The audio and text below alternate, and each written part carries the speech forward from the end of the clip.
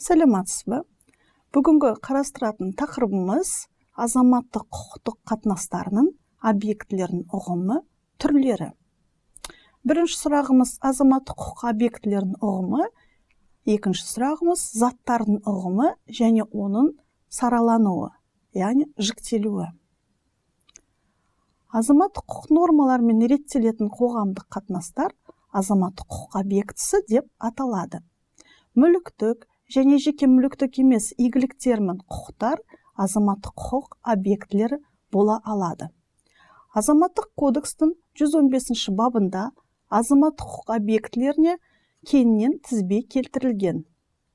Ол дегеніміз мүліктік игіліктер мен құқықтарға, яғни мүлікке жататындар заттар, ақша, соның ішінде шетел валютасы, құнды қағаздар, жұмыс, қызмет, шығармашылық интеллектуалдық қызметтердің объектіге айналған нәтижелері, фирмалық атаулар, тауарлық белгілер және бұйымды дараландырудың өзге де құралдары, мүліктік құқықтар мен басқа да мүлік жатады. Ал жеке мүліктік емес игіліктер мен құқықтарға мыналар жатады.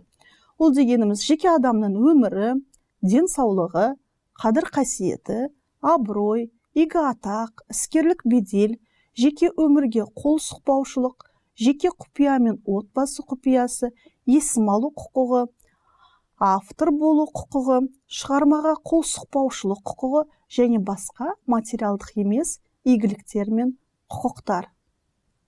Енді заттарға тоқталатын болсақ, заттардың ұғымы және оны саралану жіктелуі. Зат дегеніміз азаматтық құқық тұрғысынан алып қарағанда физикалық дене ретінде және оның адам еңбегімен жасалған сол сияқты табиғи күйінде де кездесетін сыртқы материалдық дүниенің бір бөлігі болып табылады. Затты заңдық жағынан саралау көбіне көп оның табиғи қасиетіне, физикалық немесе экономикалық немесе қоғамдық маңызына негізделеді және әрбір құқық субъектілерінің белгілі бір заттың түріне қатысты әрекет етуін айқындайды.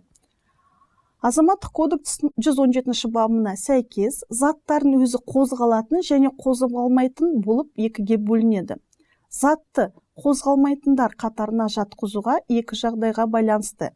Яғни материалдық жағынан затты жерден айыруға болмайтындығына және оны орнынан қозғау үшін шығындану қажеттігіне байланысты.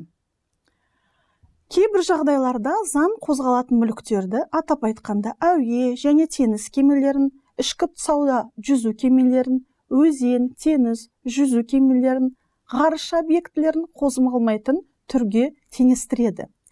Қозғалмайтын мүлікке теңестіретін объектілер тізімі толық еместігін еске сала кеткен жөн. Азаматтық кодексте заң актілері бойынша қозғалмайтын заттарға өзге мүліктерде жатқызылуы мүмкін.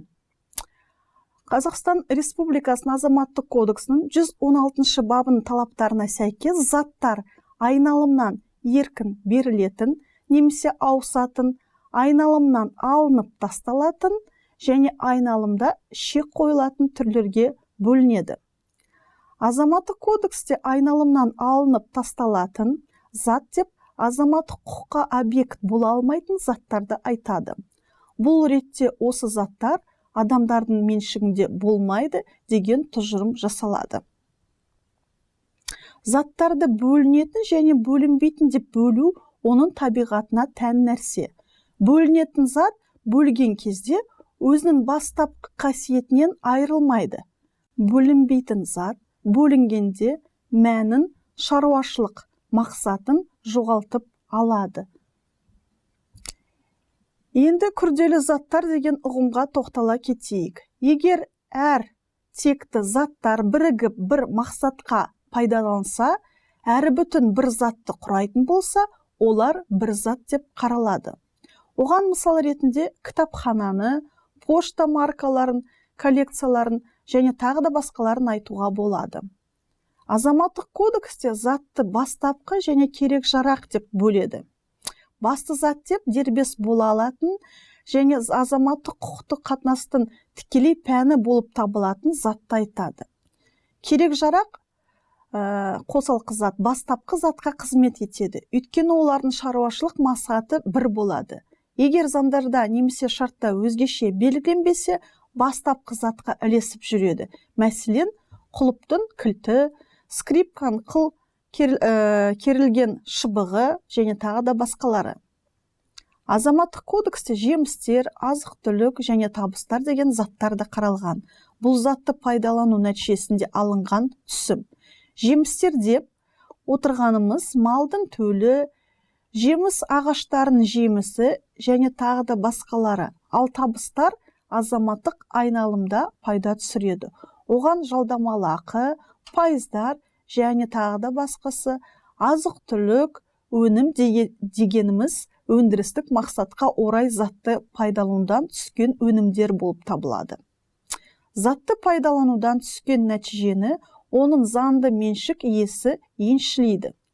Азаматтық кодекс жануарларды да объект ретінде қарастырады. Азаматтық кодексте ерекше объектілердің бірі ретінде азаматтық немесе заңды тұлғаның интеллектуалдық меншігі қарастырылады.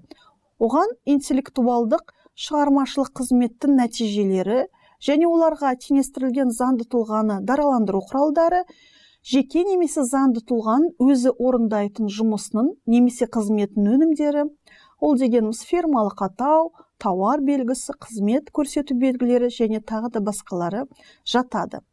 Азаматтық құқықтың объектілерінің бірі болып бағалы қағаздар да саналады. Оларға облигация, акция жатады. Назарларыңызға рахмет, сау болыңыздар.